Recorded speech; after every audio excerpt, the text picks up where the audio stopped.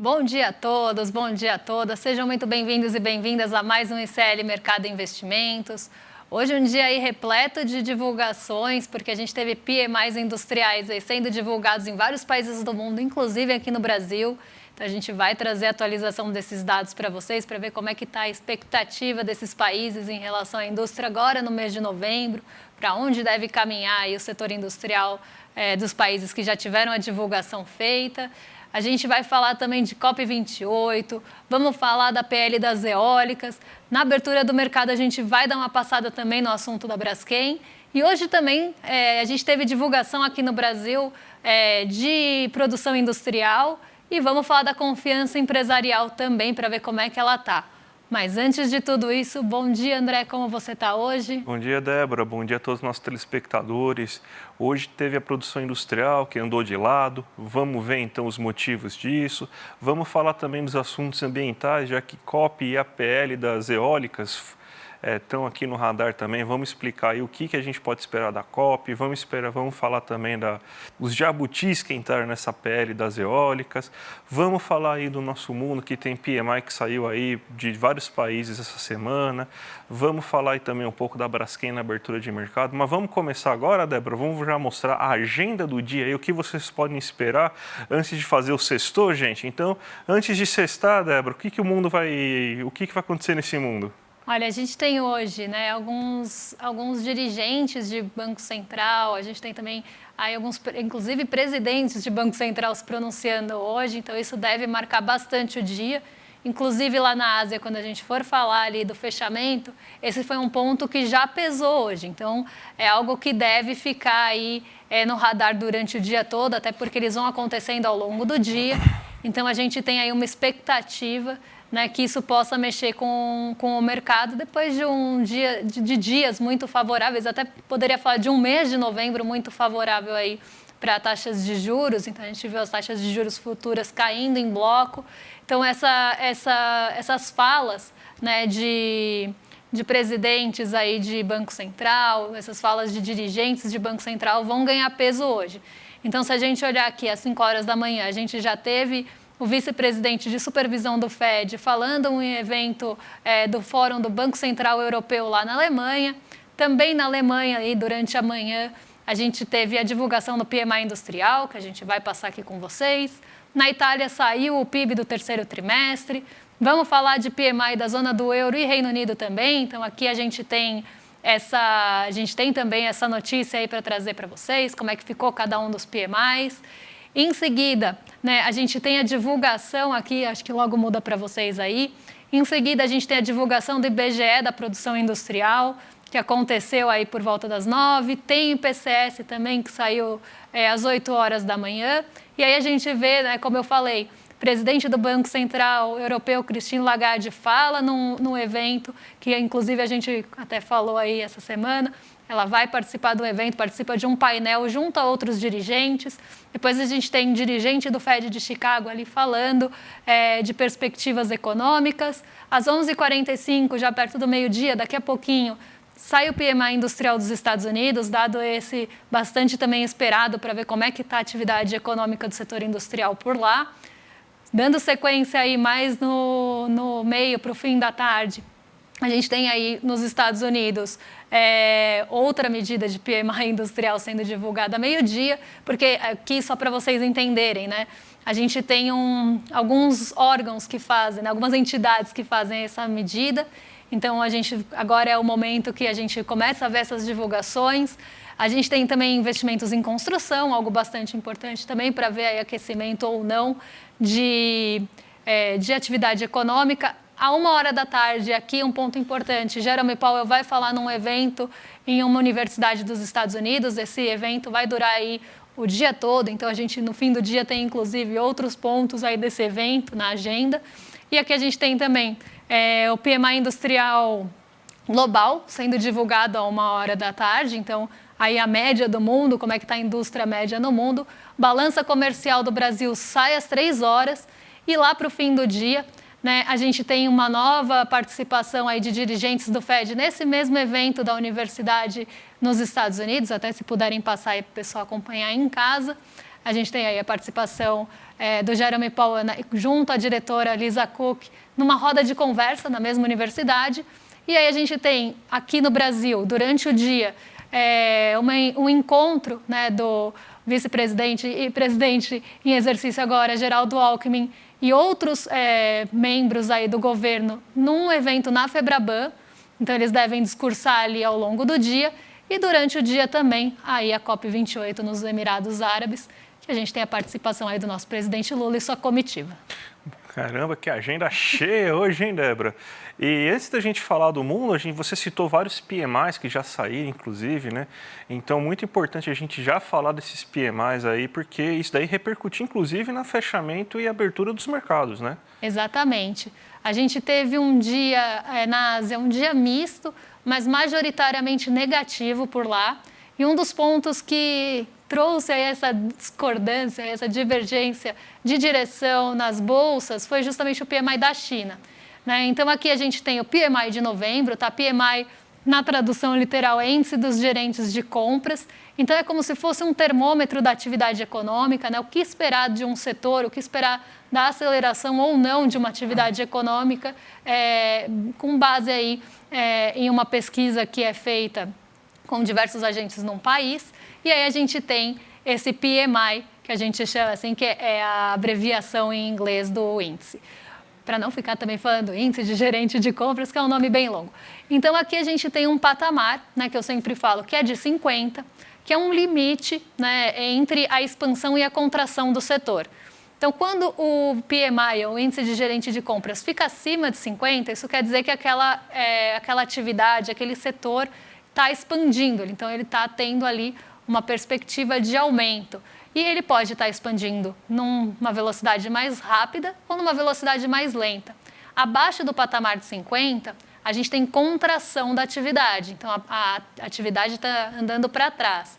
E ela pode estar andando para trás e contraindo, né, ficando ali menor, num patamar também mais rápido ou também numa aceleração mais lenta, uma aceleração ou num patamar mais lento, né? Então, aqui a gente pode ver, né, como é que se comporta esse PMI, primeiro pela distância de 50 para cima e para baixo, e como é que ele estava em relação à mês anterior e em relação até à sua projeção.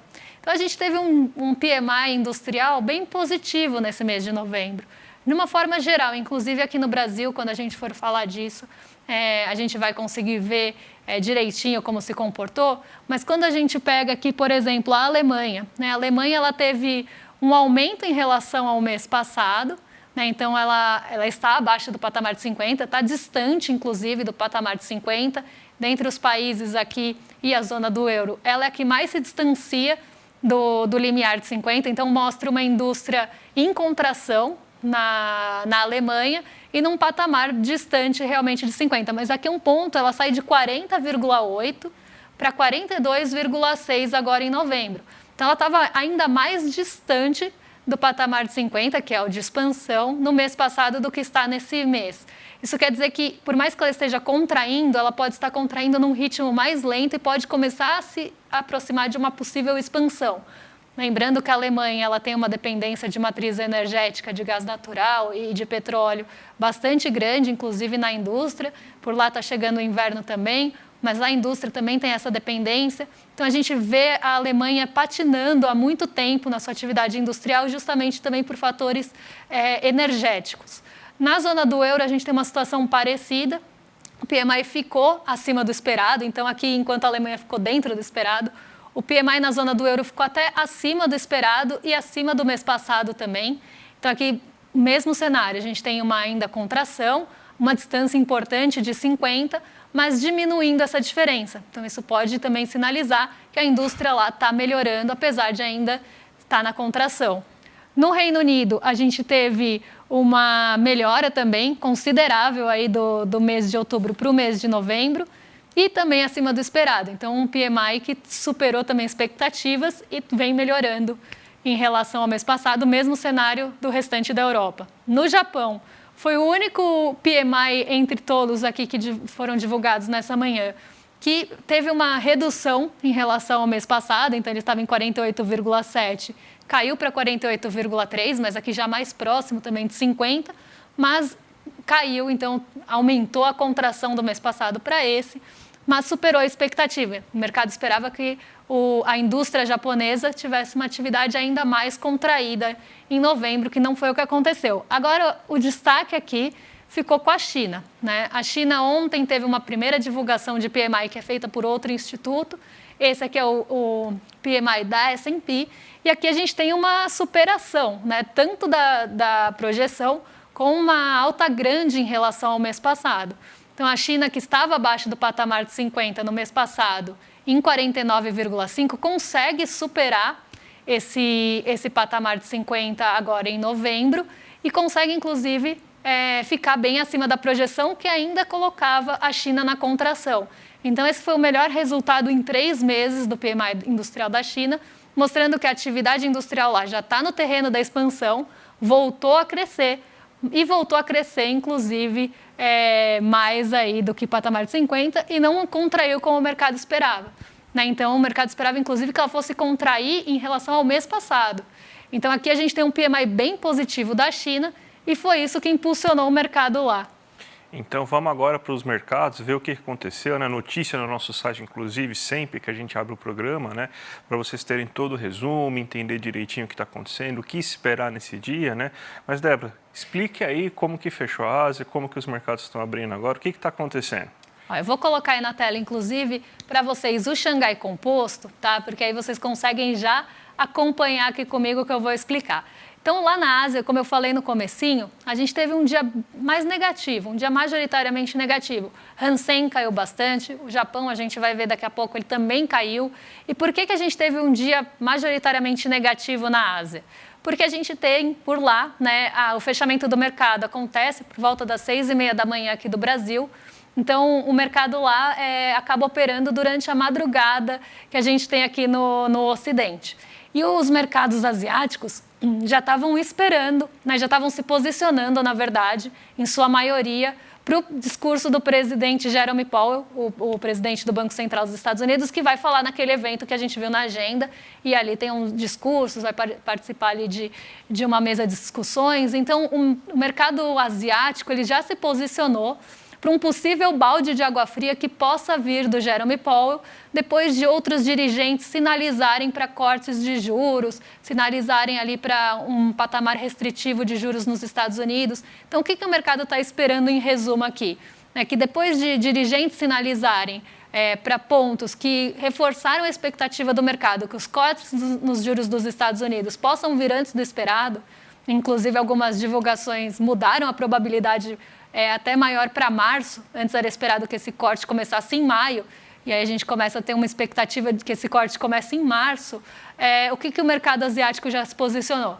Se o Jerome Powell jogar um balde de água fria e falar que não é bem assim, que tem que esperar, né, e sinalizar para qualquer direção que não seja essa mesma aí que a gente viu reforçando os cortes antecipados, eles já contaram ali com um cenário mais pessimista, e já realizaram ali ganhos no mercado, na maioria do mercado asiático. Quem ficou na contramão, e por isso que eu coloquei aqui para vocês, foi o Xangai Composto. Ele não teve uma alta super forte, ele não subiu muito, ele ficou bem perto da estabilidade, com alta de 0,07, mas o que puxou o Xangai Composto para cima e, num geral, os índices de Xangai, foi justamente o PMI da China, que superou muitas expectativas e colocou a indústria chinesa na expansão.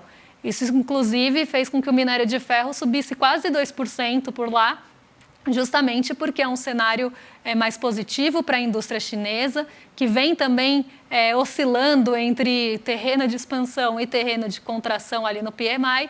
Então, isso sinalizou para uma possível atividade melhor da indústria chinesa e maior demanda por commodities. Então, a gente viu o minério de ferro subir quase 2% justamente por isso.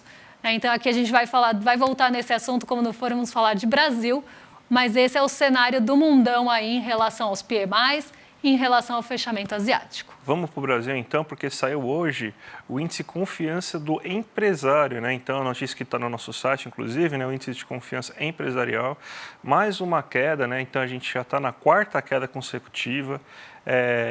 A gente está com o pior índice desde maio de 2022, então o empresário ele não está muito confiante na economia brasileira. A gente está vendo isso refletido no setor de serviços, no setor comercial. Só a indústria, né, que teve uma melhora na sua percepção econômica, né?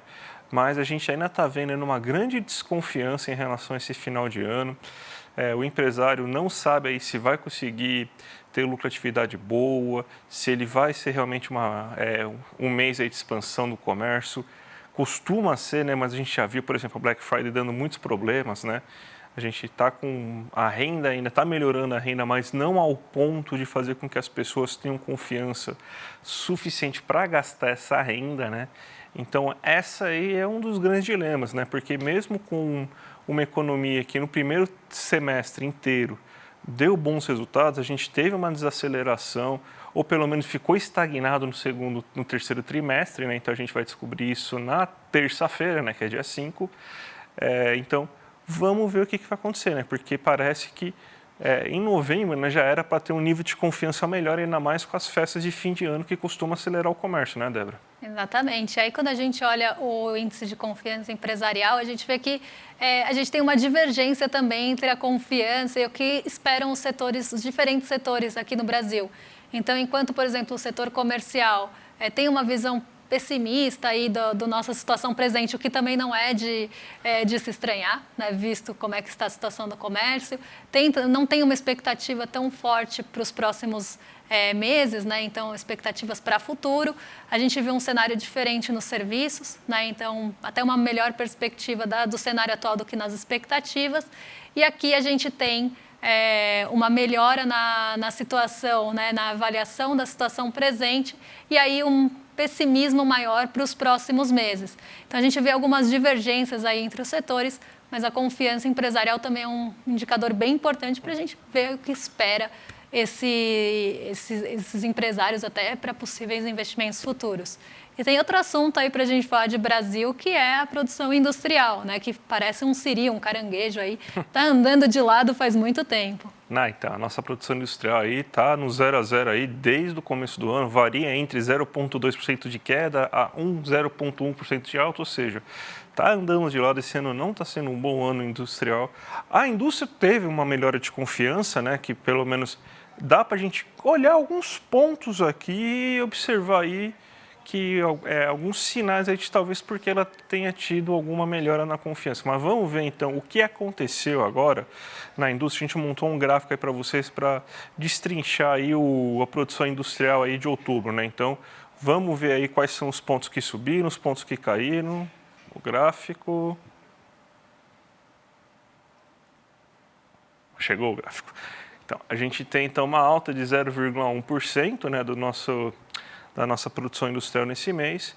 A indústria extrativa foi aquela que teve maior queda, e a extrativa é justamente a mineração, petróleo e derivados, né? Então, basicamente, a gente teve uma queda na produção industrial aí desses setores, e são setores assim quase que um caminhão, né? Uma carreta, né? Porque é muito peso, né, na nossa indústria. A gente teve vários meses que quase todos os setores demais caíram, e o setor extrativo subiu e salvou aquele mês aí de uma queda mais acentuada, inclusive até gerando algum aumento do setor industrial, mas nesse mês a gente teve essa queda bem considerável da indústria extrativa, 1,1% aí de queda, né? Nos ramos aí que você tem o maior consumo interno, que não são tão voltados para exportações, como alimentos, bebida e têxtil, a gente teve um aumento até que bom, né? 1,6% das bebidas, 1,6% dos alimentos, 0,8% do têxtil, né? E o vestuário é aquela indústria que realmente está sofrendo mais, né? 0,5%. Não precisamos nem falar aí que existe uma concorrência muito pesada hoje, né? Todo mundo faz suas comprinhas na Shein, né? Então, a indústria de têxtil, a indústria de vestuário está sofrendo bastante aí com essa concorrência. E a gente está vendo aí que mesmo quando você tem os demais setores melhorando, o vestuário quase que mês após mês aí apresentou queda, né?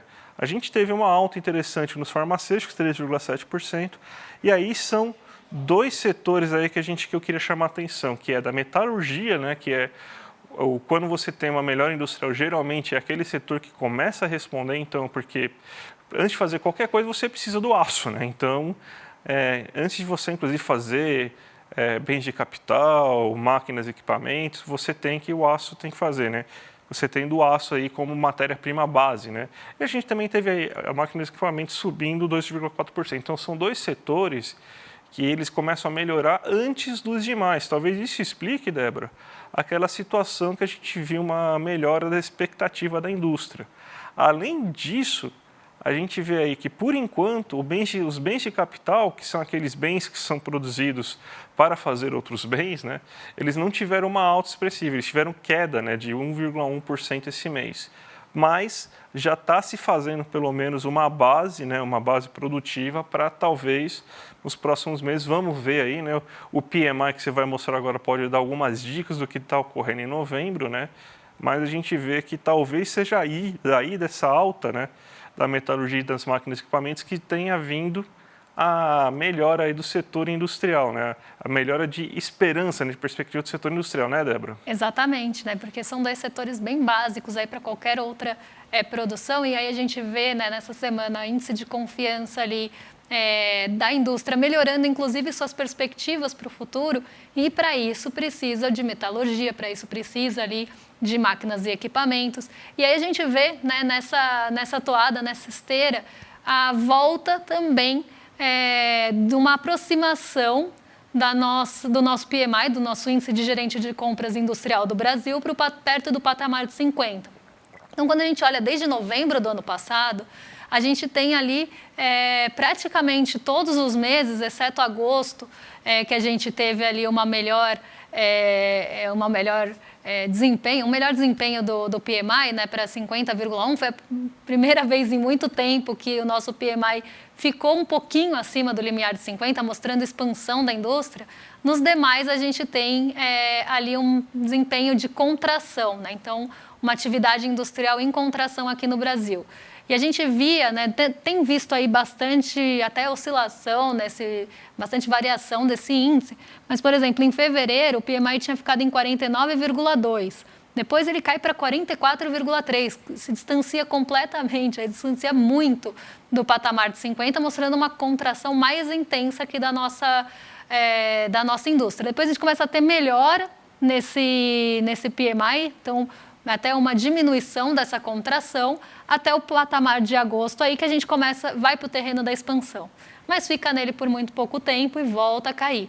De setembro para outubro, a gente teve aí uma queda de 0,4 ponto percentual de setembro aí, do mês de setembro para o mês de outubro. Então já era esperado num termômetro do PMI, porque o PMI é realmente um termômetro, tá?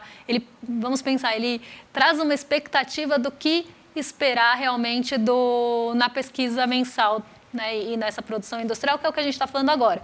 Então, de setembro para outubro, que é o dado que a gente acabou de falar, o nosso PMI contraiu, né, e contraiu ainda mais. Então, isso já dava uma expectativa que a indústria não ia ter um grande fôlego, que ela não ia ter um grande desempenho no mês. Agora, de outubro para novembro, a gente tem uma alta aí de 0,8 ponto percentual. Então, aqui a gente já tem uma indústria voltando para perto do terreno da expansão, pelo menos aí na situação do PMI, e também aí subindo de outubro para novembro. Então, isso pode trazer uma pesquisa mensal, quando a gente for olhar para outubro, mais positiva aqui no Brasil, né? Então, aqui a gente já pode começar, talvez, esperar uma melhor produção industrial no mês de novembro. Esse é um ponto importante, porque aí a gente junta o PMI, que é esse termômetro, com a confiança do setor industrial, que tem melhores expectativas para o futuro e conseguiu também ter uma melhor visão da situação atual, foi o que levou aí a expectativa para cima.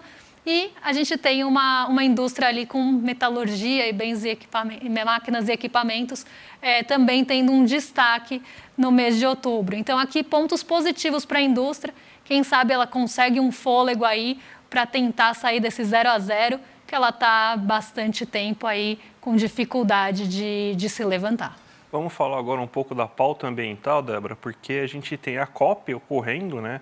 E notícias importantes, né? Porque você tem, então, pelo menos o Lula, né? O presidente Lula está querendo anunciar alguns financiamentos importantes para você evitar desmatamento. Ele, por exemplo, ele está querendo contribuições, por exemplo, de milhões aí, à Alemanha, Emirados Árabes, Reino Unido, Japão. Ele está querendo aí cada vez mais que essa contrapartida aí, que é para ajudar a combater os setores de desmatamento, de aquecimento global, que funcionam muito mais, né, do que, por exemplo, créditos de carbono, né, que é só uma licença para você poluir, o outro não poluir, né? Então ele está tentando buscar muito esse tipo de financiamento agora, né?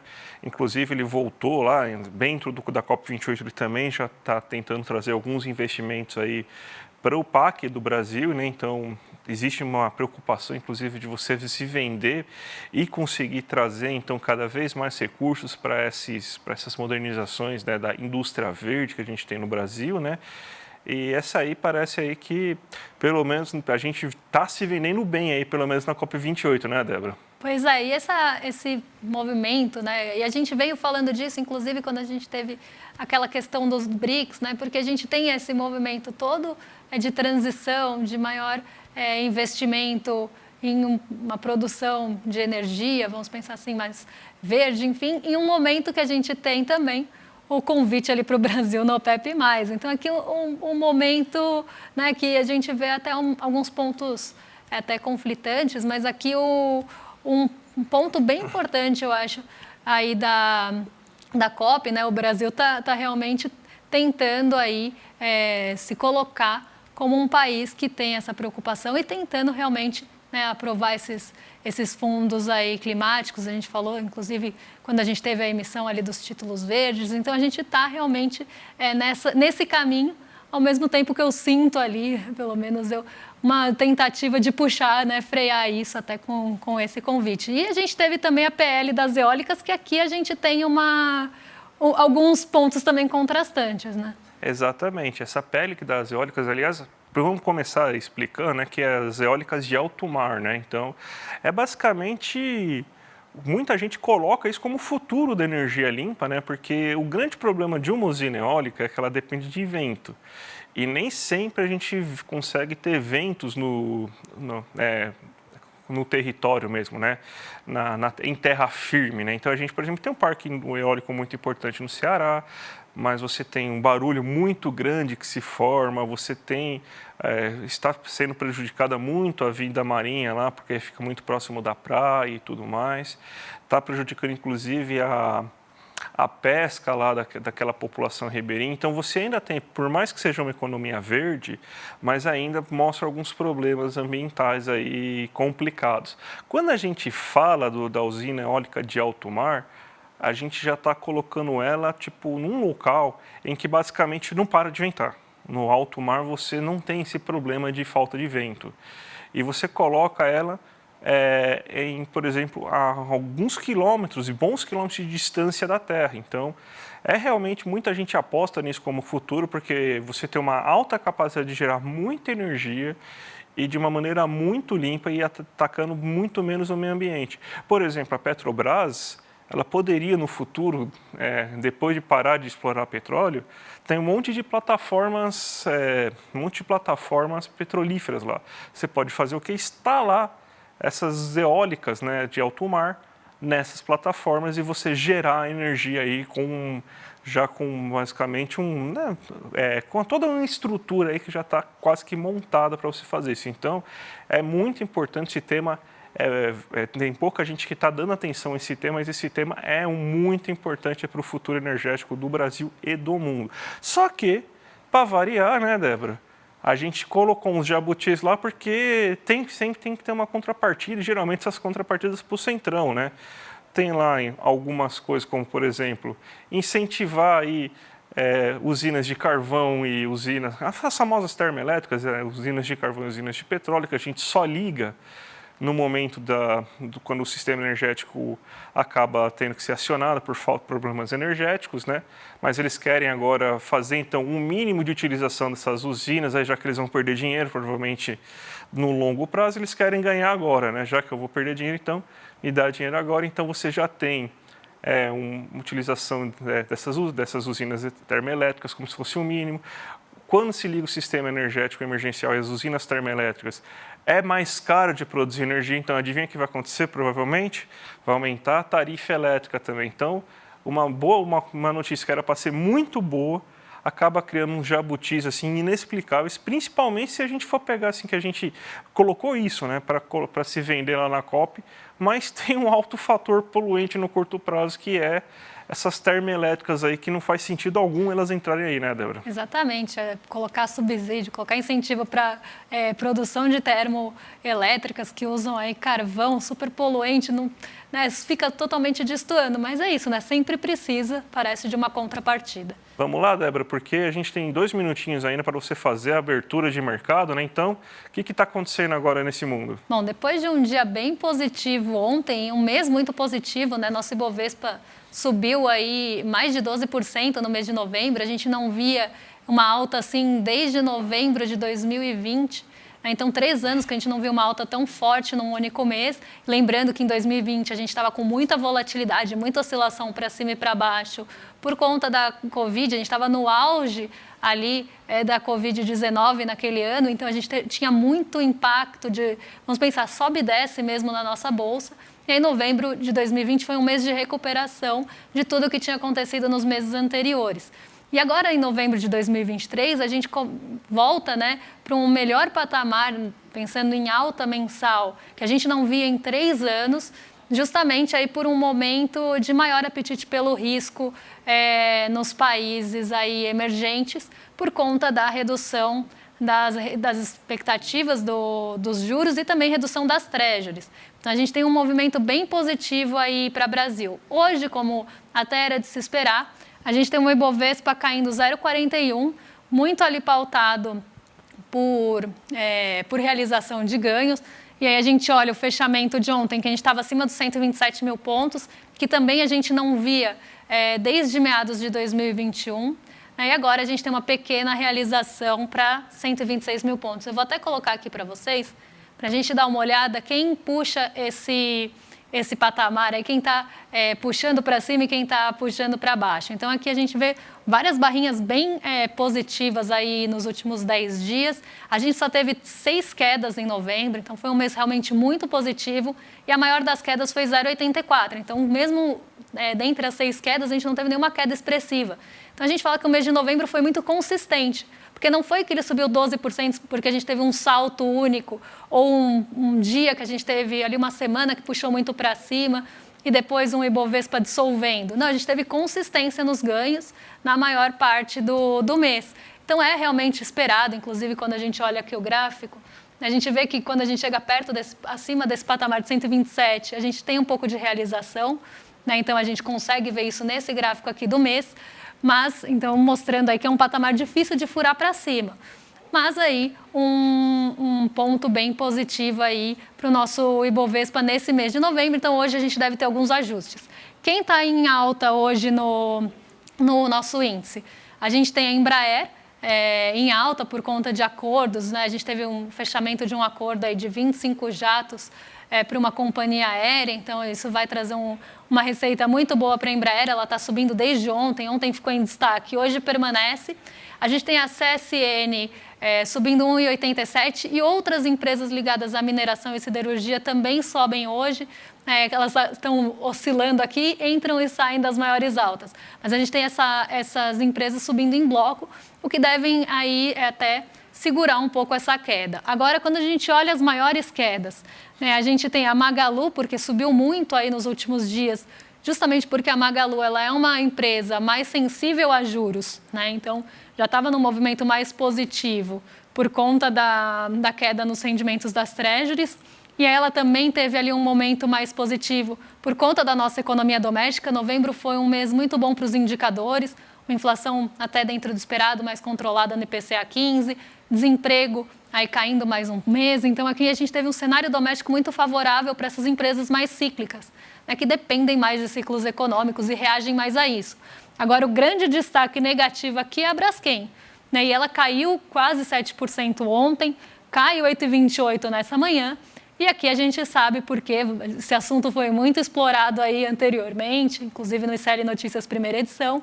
A gente tem uma questão ambiental ali em Maceió acontecendo, né, com aí riscos, né, inclusive a gente está ali com o estado de emergência decretado, as pessoas saindo das suas casas. Então, assim, uma situação muito ruim para a Braskem. E isso está afetando principalmente o risco de imagem aí da Braskem, que vinha subindo, né, nos últimos meses e nos últimos períodos, porque ela está em negociação. Então, esse movimento ali da Braskem vem num momento muito desfavorável para a empresa, porque tem uma parte que é 50% do capital, que hoje é da Nova Honor, que é ali até uma herança, uma antiga parte da Odebrecht, que agora está numa negociação para ser comprada por uma empresa de Abu Dhabi.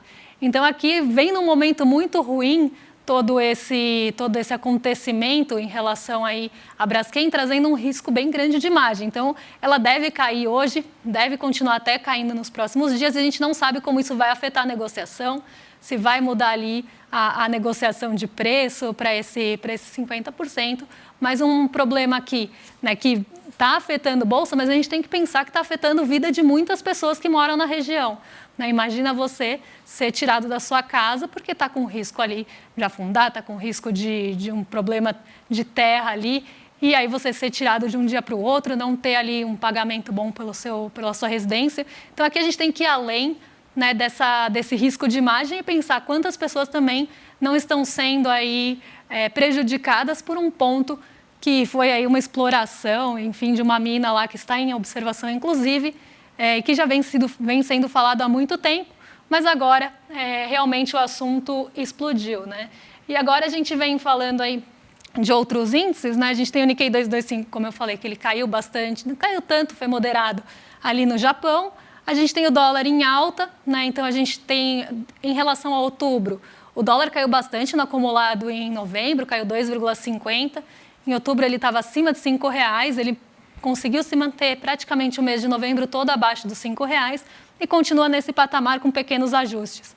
Um dia de pouca volatilidade para dólar aqui e pouca volatilidade de dólar até em relação a seus pares, e o petróleo Brent continua subindo aí, já chegando a $80 por barril. A gente vê o petróleo Brent subindo há alguns dias, justamente porque a OPEP sinaliza aí que deve cortar realmente a sua produção de petróleo. A gente ainda não tem o dado final, mas as sinalizações é justamente de corte e menor oferta da commodity. Isso tende a subir o preço.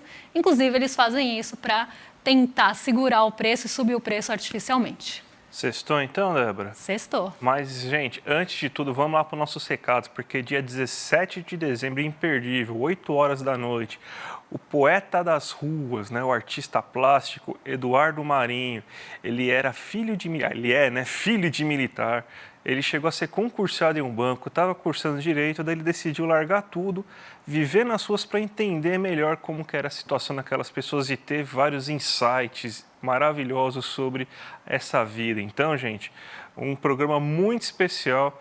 O Eduardo Moreira vai conversar com o Eduardo Marinho domingo, dia 17 de novembro, às 8 horas da noite. Então, imperdível. Já clica aqui no link aqui embaixo, icl.com.br/mercado. Já deixa então o sininho ativar lá, que quando chegar na hora o YouTube já avisa vocês, vai ser imperdível, tá bom? E vamos continuar também hoje, né, porque pra gente sextou, mas pro resto do pessoal da firma ainda não sextou, porque às 5 horas da tarde tem o rolê ICL, né, com o Irã De Luca. Às 6 horas da tarde tem o ICL Notícias segunda edição, com o Chico Sá, Chico Pinheiro e também com a Gabi Varela. E a partir das 7h30 da noite, o Sinapse com o César Calerron e a Robertinha Garcia. Então, gente, até as 8h30 da noite, tem bastante programação para vocês ficarem com a gente. Por aqui, então, sextamos, né? A gente volta na segunda-feira. Um bom fim de semana para todos vocês. A gente volta na segunda-feira, às 7 horas da manhã, com a programação que vocês já conhecem, já acompanham. Desperta às 7 horas da manhã. ICL Notícias, primeira edição. Em seguida, o Em Detalhes, aprofundando aí um tema importante que está sendo discutido. E a gente aqui na segunda-feira, volta às 11 horas da manhã, para trazer aí as expectativas, ver se o mercado aproveitou ou não o fim de semana, o que a gente espera para a nossa Bolsa na semana que vem. Então, um bom fim de semana e até segunda. Até mais, gente. Tchau, tchau. Põe na agenda que esse vale a pena. 17 de dezembro, domingo, às 8 horas da noite, Eduardo Marinho, filósofo das ruas, sucesso da internet, das redes sociais por suas reflexões e textos, vai dar uma aula para o Instituto Conhecimento Liberta. Para você participar dessa aula ao vivo e que não tem replay, clique no link aqui em cima ou aqui embaixo e se inscreve agora, gratuitamente. A gente se vê lá.